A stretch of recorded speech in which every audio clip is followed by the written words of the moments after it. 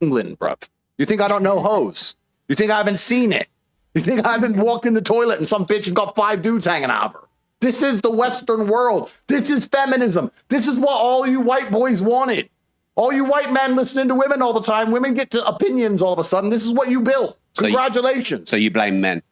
Well, 100% I blame men, because everything's men's fault, because men are the only ones who can apply force to scenario. Women can't apply force.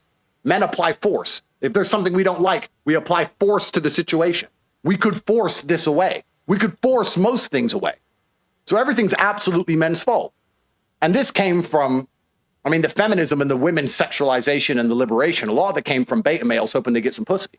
That's what it came from. Bunch of weak men, though. If we told girls to be hoes, I might get a little bit. Because the natural order of the universe is the big gorilla, top G, smart. I'm so fucking smart.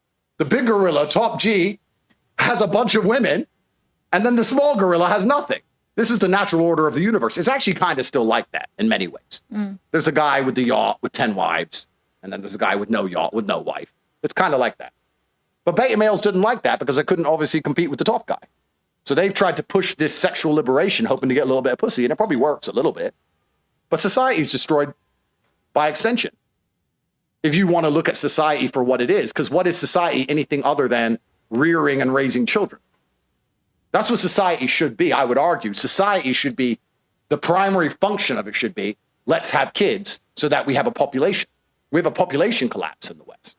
Yeah, I think they should have a choice. Like, I before used to think, oh my God, I really want kids, I want a family. But it's because I was so naive to what else was open to the world. I just thought, okay, I need to get married. I need to, have children. I need to get a good job. And that was what I thought life was. And then I was like, fuck, there's so much more to life rather than just staying in that, finishing school, going to uni, getting married, buying a house. And you just copy everyone else. Like half the shit we do is. So again, there's a part of me that admires her to some degree.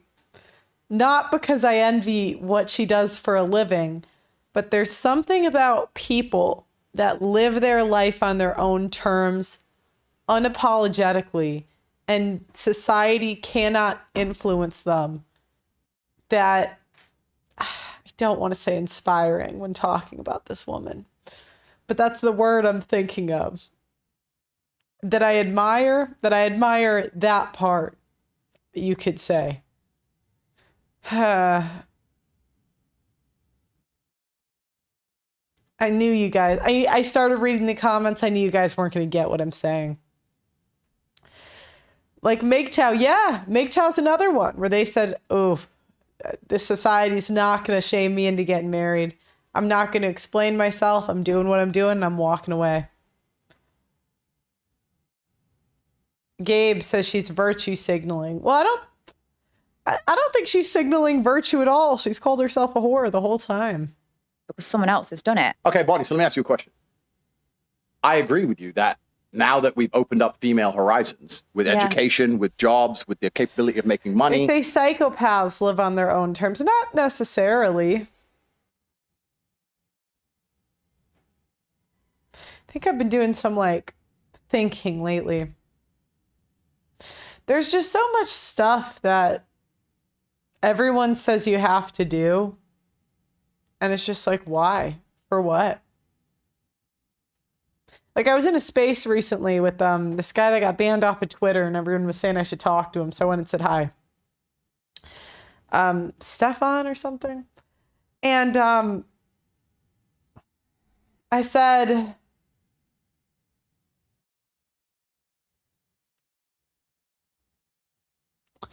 he said he got famous because he said that people don't have to have relationships with their parents if their parents are toxic. And it was really controversial at the time. But it's like, if you have a toxic relative, why do you have to take care of them? For why? For what?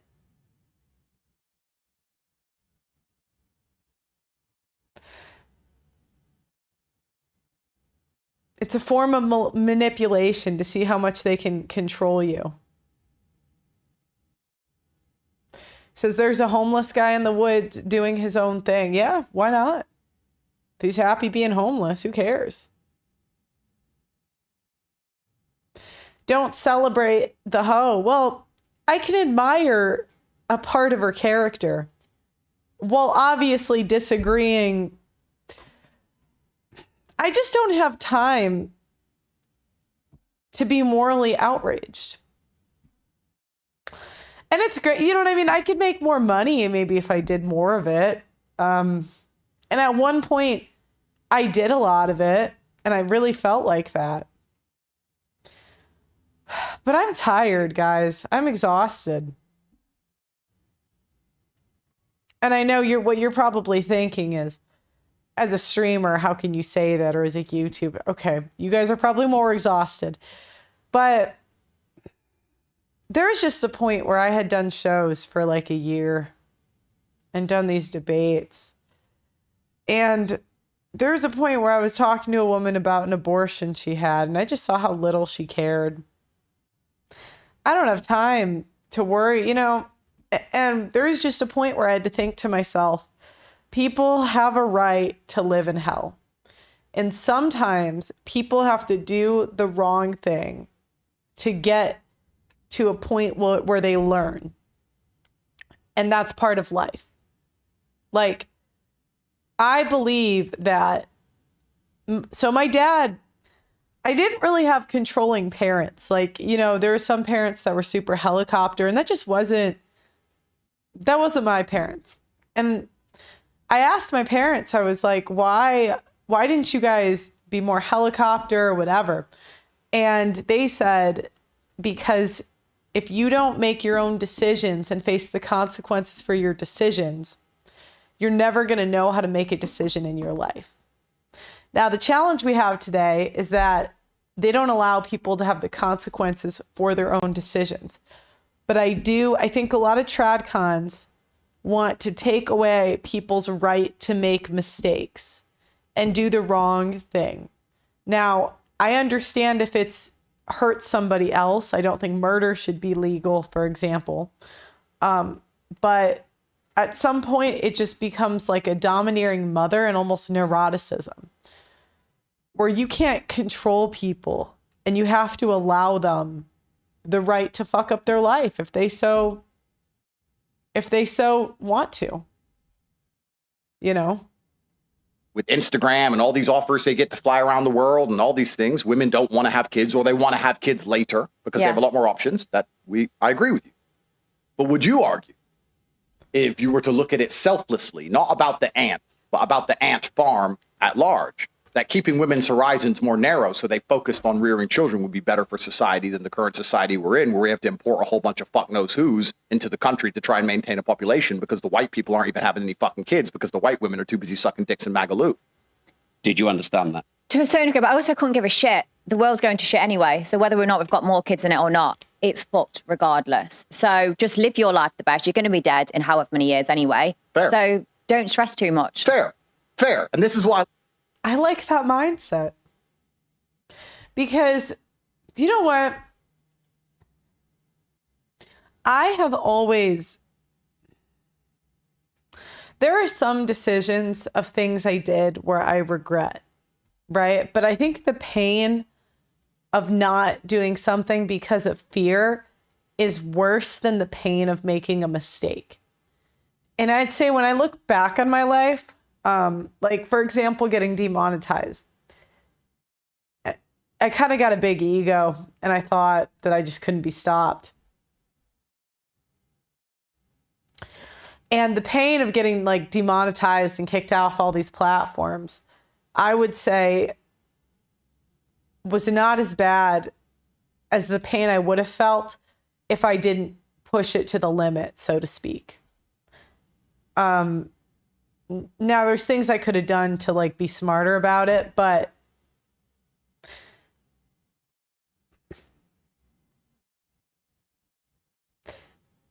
the way she's looking at life, it's unfortunate that what she chose to do with that mindset is have sex with 1,000 men. But people need to care about the next generation. Well, okay. You don't have the time to save the world. And so a couple of years ago, I interviewed a very, very controversial person. I never released this interview because I just didn't want those type of problems, if I'm being honest. But this person was an older guy, and he explained to me his worldview. And from my point of view, his worldview, I understood why he thought the way that he did. He brought facts, he brought evidence, whatever. And by all accounts, maybe he was right. But listening to him, and I saw videos of this guy when he was younger, he was just so much more like coherent and clear. And it was almost like he went crazy because, you know what, guys, doing this stuff kind of makes you a little bit crazy. It's, I don't want to complain. It's just part of the job, but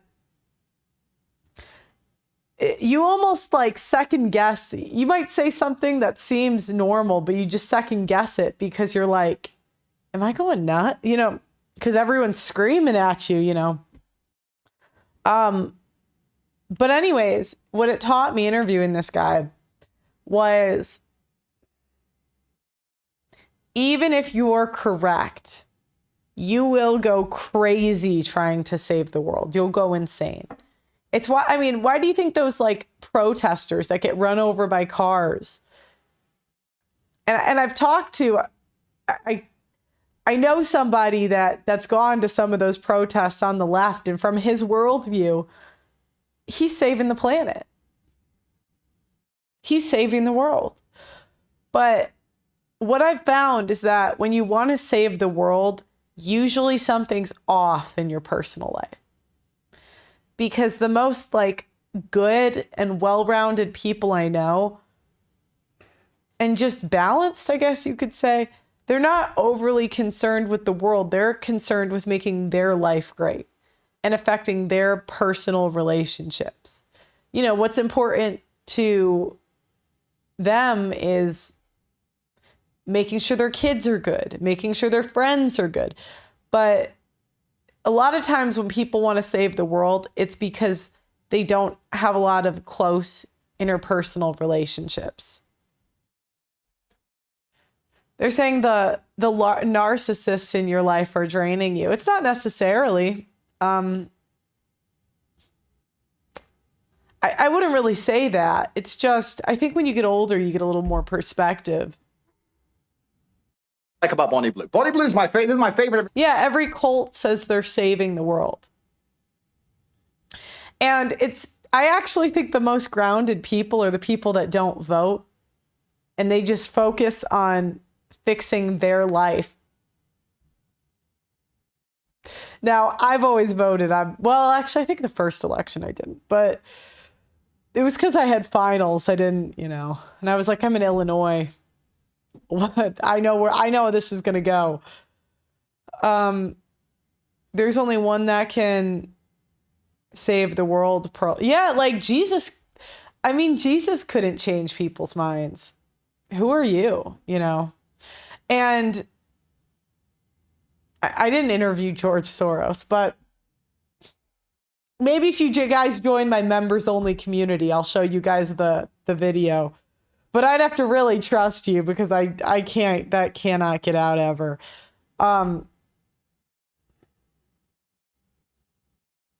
But, you know, Tate's wasted like 3 years of his life on this stuff. Was it really worth it? I think fair. Because what you just said, I understand and I agree with. But it's selfish. But what have I said? Why should I not be selfish? Why should I give a shit about someone else? But do you know what? Life begins at the black pill. That's what I'll say. Life for me personally, it got way better once I got black pilled. Because then it's like you're in the acceptance phase.